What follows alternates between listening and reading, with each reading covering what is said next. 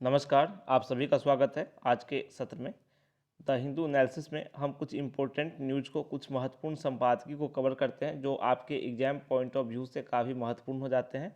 तो चलिए सेशन के लास्ट तक बने रहिए, आपको हम वर्ड बाय वर्ड यहाँ पे एक्सप्लेन करेंगे आपके लिए, ताकि आपकी जो इंग्लिश है, हिंदी है, वो काफ़ी अच्छी हो सके और आपकी समझ अच्छी हो सके महत्वपूर्ण घटनाओं पर। सबसे पहले टॉपिक देखिए, वर्क इन प्रोग्रेस। ठीक है, इसमें वर्क इन प्रोग्रेस, इसमें आया देख सकते हैं आप, the opposition is reduced to defending itself instead of attacking the BJP. यहाँ पे कहा गया कि जो विपक्षी पार्टियाँ, देखो जो हमारा लोकतंत्र है, लोकतंत्र जो है, सदन है, ठीक है, संसद, आप लोग पार्लियामेंट जानते हैं। तो पार्लियामेंट में जैसे कि दो सदन है, राज्यसभा, लोकसभा। तो विपक्ष और सत्ता पक्ष है ना, दोनों की भूमिका महत्वपूर्ण होती है। सत्ता पक्ष का काम होता है कार्यों को आगे बढ़ाना, ठीक है, उसे उस मुख्य भूमिका उसे ही प्राप्त है। लेकिन विपक्ष की भूमिका कम नहीं है। विपक्ष की भूमिका है कि वो सत्ता पक्ष को अनियंत्रित होने से रोके, निरंकुश होने से रोके। तो विपक्ष की भूमिका लोकतंत्र में इसलिए महत्वपूर्ण हो जाती है।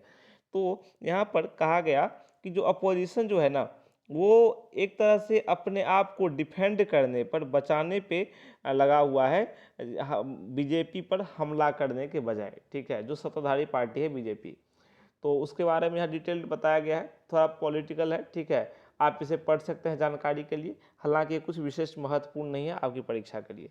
नेक्स्ट है making sense of the disqualification of a Lok Sabha MP. Lok Sabha MP आप सभी जानते हैं, लोक एमपी कहते हैं मेंबर ऑफ पार्लियामेंट, है ना, सांसद जो होते हैं। तो यहाँ पे डिसक्वालिफिकेशन जो हुआ है, राहुल गांधी को जो अयोग्य घोषित किया गया है, उसको लेकर है, उसका सेंस यहाँ पे जानने की कोशिश की गई है। देखो, मैक्सिमम जो पनिशमेंट है ना, आपराधिक मानहानि के मामले में, तो मानहानि का केस था इन पर, आपको बताया पता है, सूरत की एक न्यायालय ने इन्हें अयोग्य घोषित, मतलब 2 साल तक की सजा दे दी राहुल गांधी को। राहुल गांधी के पास ऑप्शन है कि वो इस सज़ा के खिलाफ 30 दिनों के अंदर आगे अपील कर सकते हैं, ठीक है, जहां पर उनकी ये सज़ा कैंसिल भी हो सकती है, कोई नया आदेश आ सकता है उस पर, ठीक है। तो जो ये सज़ा जो है ना, आपराधिक मानहानि में मैक्सिमम सज़ा क्या है, 2 साल जो है ना, तो वो इन्हें दी गई है, ठीक है। और दूसरी बात की सज़ा का उसके बाद तुरंत ही क्या किया गया, तुरंत ही इन्हें डिसक्वालिफिकेशन का नोटिस भी जारी कर दिया, नेक्स्ट डे ही जारी कर दिया गया। तो इन सब बातों को लेकर ये टॉपिक है, ठीक है, आप इसे पढ़ेंगे समझ में आएगा, ठीक है। चलिए नेक्स्ट टॉपिक हम देख लेते हैं। तीसरा टॉपिक हमारा इन टू डीप है, ठीक। चलो आप इसको देख लो। भारत का इसमें आप देखेंगे दृष्टिकोण श्रीलंका को लेकर है, और opposition need to take up the gauntlet, ठीक है, ये आपका हो गया। तो हम आगे बढ़ते हैं। अब पहले टॉपिक, जो सबसे पहला टॉपिक जो हमने लिया है, ठीक है, उसको हम देखते हैं इन टू डीप। देखो, गहराइयों में जाते हैं। On Sri Lanka economic crisis and the IMF aid package. देखो, श्रीलंका की जो आर्थिक संकट वाली स्थिति है, उससे आप सभी अवगत होंगे, आप सभी जानते हैं, ठीक है। तो इन टू डीप वाले टॉपिक को हम डिस्कस करते हैं सबसे पहले, क्योंकि बाकी कुछ पॉलिटिकल इनक्लाइन टॉपिक है, राजनीतिक वाले टॉपिक हैं, उतना जानना महत्वपूर्ण नहीं है। और डिसक्वालिफिकेशन वाले टॉपिक को हमने पहले भी कवर किया हुआ है, ठीक है। चलिए, तो हम देखते हैं कि आईएमएफ का जो सहायता पैकेज है उसको लेकर है, और श्रीलंका के आर्थिक संकट को लेकर है। अब हम वर्ड बाय वर्ड यहाँ स्टार्ट करते हैं। चलिए, the Sri Lanka's partners must help it navigate the difficult economic path ahead. देखो, श्रीलंका की जो कठिन जो आर्थिक डगर है ना, जब श्रीलंका आर्थिक स्थिति, खराब आर्थिक स्थिति हो गई, वहाँ आप लोग देखा किस तरह की विपरीत परिस्थिति हो गई थी श्रीलंका में, है ना, कुछ महीनों पहले की बात है यह। उसके बाद फिर जो श्रीलंका को आईएमएफ का के सॉरी पैकेज की बात है, उसको लेकर है कि श्रीलंका के जो पार्टनर्स हैं, भागीदार हैं, जैसे भारत है, ठीक है, तो इसको क्या है, उसे श्रीलंका को मदद करनी चाहिए आगे बढ़ने में। International monetary funds approval of a 48 month arrangement with Sri Lanka. देखो, श्रीलंका के लिए 48 मंथ का अरेंजमेंट जो है, उसको इंटरनेशनल मॉनेटरी फंड, अंतर्राष्ट्रीय मुद्रा कोष ने अप्रूव किया है, ठीक है। एक्सटेंडेड फंड फैसिलिटी दी है अंतर्राष्ट्रीय मुद्रा कोष ने श्रीलंका को। ये है 2.9 बिलियन पैकेज, 2.9 बिलियन का पैकेज है ये। Has been welcomed by Colombo. और जो ये पैकेज दिया गया है IMF के द्वारा श्रीलंका को, इसका स्वागत श्रीलंका ने किया है और श्रीलंका के लेनदारों ने भी किया है। लेनदार उसे कहते हैं जो भविष्य में आपसे पैसे लेते हैं, ठीक है, क्रेडिटर्स, मतलब जिन्होंने पैसे आपको दिए होते हैं, जैसे भारत है, चीन है और भी कई सारे देश हैं जिन्होंने श्रीलंका को कर्ज दिया है, ठीक है। Who president Ranil Wickremesinghe will now have to conclude डेब्ट रीस्ट्रक्चरिंग एग्रीमेंट्स विद। अब देखो अब क्या है, अब इन्हें जो वहाँ के PM हैं वो इसको डेब्ट रीस्ट्रक्चरिंग एग्रीमेंट करेंगे, ठीक है, संपन्न करेंगे। Taking credit for some of the heavy lifting, India's ministry of external affairs, Bharat के विदेश मंत्रालय ने कहा है कि India was first Sri Lankan bilateral creditor to support the डेब्ट restructuring to provide assurance to IMF in January. देखो भारत जो है, आप सभी जानते हैं भारत क्या है, श्रीलंका के लिए प्रमुख भागीदार है। तो भारत के जो विदेश मंत्री हैं, ठीक है, उन्होंने इस बात को जोर देते हुए कहा कि भारत जो है ना वो पहला श्रीलंका का ऐसा पहला भागीदार देश था, भागीदार क्रेडिटर था, लेनदार था, ठीक है। बायलैटरल होता है द्विपक्षीय, है ना, श्रीलंका के साथ हमारे क्या है, द्विपक्षीय संबंध है। तो भारत श्रीलंका का ऐसा द्विपक्षीय लेनदार था जिसने डेब्ट रीस्ट्रक्चरिंग को मतलब सपोर्ट किया, अपना समर्थन दिया, ठीक है। जो डेब्ट, क्योंकि देखो IMF को ना एश्योरेंस देना पड़ता है, IMF को क्या चाहिए, आश्वासन चाहिए। किससे चाहिए, तो IMF को आश्वासन चाहिए कर्जदारों से। तो श्रीलंका के जिन्होंने श्रीलंका ने जिससे कर्ज लिया है तो भारत से भी लिया है। तो भारत उन देशों में ऐसा पहला देश था जिन्होंने इस बात को हामी भरी थी कि हाँ श्रीलंका को पैकेज दिया जाए, ठीक है, जनवरी में। सिंस लास्ट ईयर, देखो लास्ट ईयर से बात किया जाए, New Delhi has been a key part of Sri Lanka support structure. देखो भारत जो है ना श्रीलंका का जो सपोर्ट स्ट्रक्चर है, श्रीलंका को जो सहायता चाहिए उसमें एक प्रमुख भागीदार रहा है, ठीक है। Appealing to the on its behalf to IMF। अब देखो IMF से भी इसने अपील की भारत ने, ठीक है, श्रीलंका के पक्ष को लेकर के, वर्ल्ड बैंक से भी की। एक्सटेंडिंग अ 4 billion package including credit lines. अब देखो क्रेडिट लाइन्स, लोन्स और डेबिट डेफरल्स और जो रेज द इशू ऑफ डेब्ट sustainability at the multilateral sphere including the G20। और उसके बाद 4 बिलियन का पैकेज का जो मतलब पैकेज है, ठीक है, उसको भी एक्सटेंड किया, बढ़ाया दिया उसको। China Sri Lanka biggest bilateral creditor. देखो चीन जो है श्रीलंका का सबसे बड़ा द्विपक्षीय लेनदार है, ठीक है। देखो मतलब चीन का जो है श्रीलंका पर काफ़ी ज़्यादा कर्ज है ना, चीन को पैसे देने हैं, है ना, काफ़ी बड़ा अमाउंट श्रीलंका को पे करना है, श्रीलंका चीन को पे करेगा क्योंकि चीन से उसने काफ़ी कर्ज ले रखा है श्रीलंका ने, ठीक। Part of the Paris club of international financier did not move as quickly. अब देखो चीन ने भी इतनी सक्रियता नहीं दिखाई जितनी भारत ने सक्रियता दिखाई, ठीक है, जिससे कि IMF से उसको लोन मिले, है ना, या फिर भारत ने आगे बढ़ के सहायता की, उसको सपोर्ट प्रदान किया। उतनी मुखरता है, आगे बढ़ने में तेजी है, वो चीन ने भी नहीं दिखाई। Announcing the fast trench of 330 billion on Tuesday, मंगलवार को $330 मिलियन के ट्रेंच को अनाउंस करते हुए मिस्टर विक्रम सिंघे सेठ, उन्होंने कहा कि key message was to assure other lenders about Sri Lanka capacity to service it debts. कि मुख्य उद्देश्य ये है कि हम ये एश्योर करना है कि श्रीलंका जो है वो जो श्रीलंका की कैपेसिटी जो है, ठीक है, क्षमता जो है, कैपेसिटी जो है लोन को पे करने की वो है, and potentially enable it to access about 7 million from international institutions and IMF। और दूसरी बात कि इससे क्या होता है कि श्रीलंका 7 बिलियन का जो है वो मतलब की प्राप्ति का $7 बिलियन की प्राप्ति कर पाएगा, किससे, इंटरनेशनल जो इंस्टीट्यूशंस हैं, अंतर्राष्ट्रीय जो मतलब संस्थाएं हैं और IMF है, उससे प्राप्त कर पाएगा।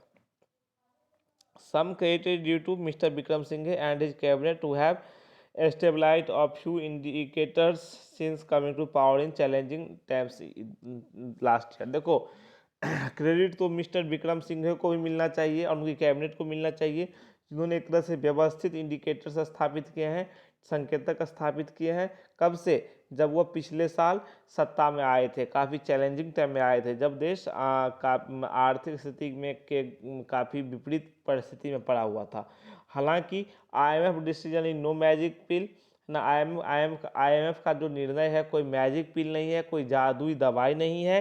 This is Sri Lanka 70th IMF bail out. ये श्रीलंका का 17वां IMF बेल आउट है। इससे पहले भी श्रीलंका ने 16 IMF बेल आउट प्राप्त किए हुए हैं and the third in the past decade, और तीसरा जो है वो पिछले दशक में मिला था। IMF loan also comes with number of conditions. IMF जो लोन देता है ना, कई तरह की शर्तें लगाता है, उस पर कई तरह की क्या लगाता है, शर्तें। वही यहाँ पे कहा है कि और number of conditions which will cause more hardships and make the government that has about 10% approval ratings more unpopular. दूसरी बात कि जिस तरह से उसकी कंडीशंस होती है ना, उससे क्या होता है, तंगी आती है। वही यहाँ पर कहा गया है, ठीक है, कि इससे क्या आएगा, एक तरह से आपको हार्डशिप देखने को मिलेगी, और जो सरकार जो है ना, उसके बाद यहाँ देखो कि 10% का अप्रूवल रेटिंग है, जो कि सही नहीं है। एडिंग टू इट्स डिस comfort is the IMF distancing itself from the government decision to postpone local elections, saying it had made no political stipulations. In its report, IMF calls the risks to implementing the program as exceptionally high, refers to Sri Lanka's track record of implementing reforms as weak, and calls for contingency plans in case there is a deeper crisis induced by weak market indicators। ठीक है, जो अपने report में IMF ने क्या किया है, IMF ने आह्वान किया है कि जो श्रीलंका में जो प्रोग्राम को, जो किसी भी प्रोग्राम को, मतलब योजना को जो इम्प्लीमेंट करने की बात है ना, वो थोड़ा मतलब श्रीलंका का रिकॉर्ड जो है, ट्रैक रिकॉर्ड जो रहा है, वो रिफॉर्म को, सुधारों को क्रियान्वित करने में थोड़ा कमज़ोर रहा है। तो श्रीलंका ने को कहा है IMF ने कि कंटीजेंसी जो प्लान है, आकस्मिक जो योजनाएं हैं, ठीक है, उसको देखा जाए in case there is a deeper crisis, अगर कोई डीपर क्राइसिस होती है, ठीक है, induced by weak market indicators, क्योंकि जो वहाँ के संकेतक हैं वो कमज़ोर हैं, मार्केट संकेतक हैं। Apart from grappling with storing inflation, देखो इन्फ्लेशन बढ़ रहा है, मुद्रास्फीति बढ़ रही है, ठीक है। मुद्रास्फीति क्या होता है, जो खाद्य चीज़ों की दाम जो है, खाद्य वस्तुओं के दाम बढ़ते हैं तो मुद्रास्फीति कहलाती है। आपको पता होगा श्रीलंका में खाद्य वस्तुओं की दाम या फिर तेल की दाम और भी ज़रूरत की जो सामानें थी उसके दाम काफ़ी हद तक बढ़ गए थे, एक तरह से अफरा तफरी का माहौल हो गया था, ठीक है। Stimulating growth and inviting global investment, the government must also ensure the creditors are satisfied with this डेब्ट restructuring process and no one can accuse it of side deals. अब देखो श्रीलंका सरकार को ये भी सुनिश्चित करना होगा कि देखो विकास तो उसे अपना रफ्तार बढ़ाना ही है, ठीक है, ग्लोबल वैश्विक निवेश को भी श्रीलंका को आकर्षित करना है, इनवाइट करना है। उसके बाद उसके अलावा क्या करना है, वहाँ की सरकार को ये भी सुनिश्चित करना है कि उसके जो लेनदार हैं, मतलब जिनसे श्रीलंका ने पैसा लिया हुआ है, कर्ज लिया हुआ है, वो भी संतुष्ट हों कि श्रीलंका जो है वो सही तरीके से अपना रीस्ट्रक्चरिंग प्रोसेस कर रहा है, ठीक है, और किसी तरह की खामियां इसमें नहीं है, या फिर जो लेनदार हैं उसके हित प्रभावित नहीं हो रहे हैं, ठीक है। देखो Sri Lanka appears committed to turning the corner, Sri Lanka जो है वो एक तरह से जो कॉर्नर है उसको मतलब सही तरीके से समर्पित है आगे बढ़ने के प्रति, and is mending fences with every international player engage in its complex geopolitics including the US, Japan, India and China.